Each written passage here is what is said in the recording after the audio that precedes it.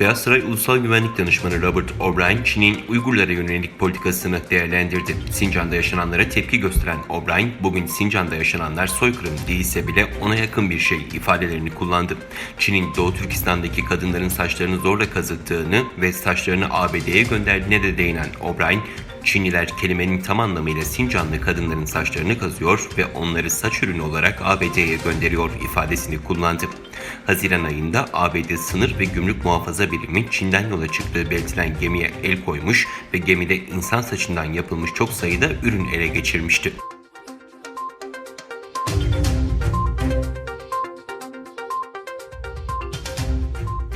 Doğu Türkistan'daki hükümet belgelerinden elde edilen kanıtlara göre binlerce Uygur çocuk anneleri veya babaları Çin'deki toplama kamplarına, hapishanelere ve diğer gözaltı tesislerine zorla gönderildikleri için ebeveynleri olmadan bırakılmış görünüyor.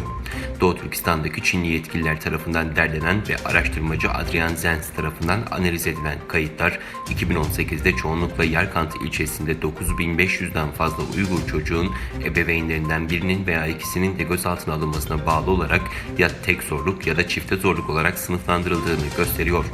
Yerel yetkililer tarafından kullanılan çevrim içi ağlardan 2019 yazında indirilen belgelerin ön belleğinin bir parçası olan dosyalar, tüm çocukların cezaevinde, gözaltında veya yeniden eğitim merkezlerinde en az bir ebeveyni olduğunu gösterdi.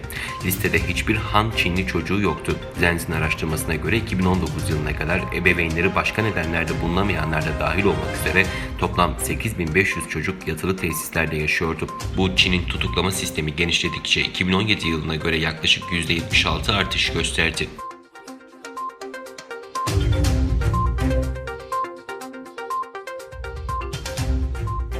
Çin, ABD yönetiminin ülkedeki bazı üniversitelere ve okullara Konfüçyüs Enstitüleri ile birlikte yürüttükleri dil programları konusunda yaptığı uyarılara ve Dışişleri Bakanı Mike Pompeo'nun bu kurumların kapatılması gerektiği yönündeki sözlerine tepki gösterdi.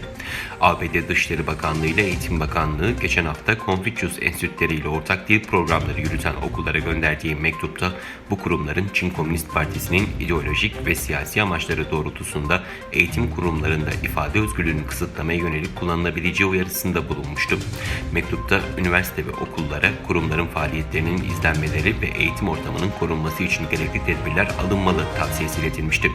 Pompeo, ülkesinin Florida ve Michigan eyaletlerinde katıldığı radyo programlarında Konfüçyüs enstitülerinin kapatılması gerektiği görüşünü ifade etmişti.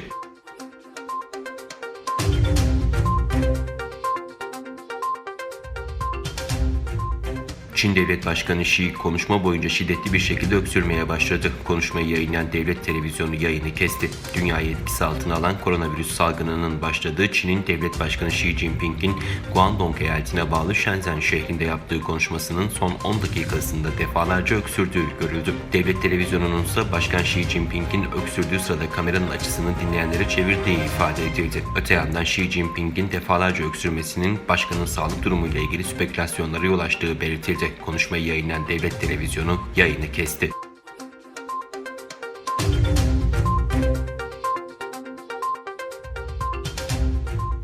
Kırgızistan Cumhurbaşkanı Sooronbay Jeenbekov görevinden istifa etme kararı aldığını bildirdi. Jeenbekov, başkent Bişkek'teki sosyopolitik durumun gerginliğini koruduğuna dikkat çekerek dün yeni bakanlar kurulunu onayladım. Ancak bu gerilimi azaltmadı. Derhal istifam için talepler devam ediyor.